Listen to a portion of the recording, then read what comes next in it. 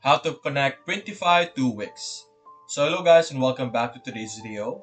In today's video, let's show you the process on how you will be able to connect your Printify account to your Wix store, which is going to be a very straightforward and short video. So first things first, what you're going to do is you're going to look over here on the top left. You have the option to add a new store. So right now I don't have any store connected since our Printify account is very fresh. So what you're going to do is you're going to click on add a new store. After that, in this page, this is where you will be able to see all the stores that you are able to connect to. And as you can see here under this list, you have Wix over here at the very rightmost. We have Wix over here as an option.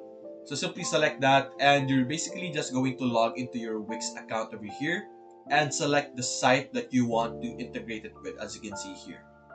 After selecting that, you will then be able to connect your Printify to your Wix.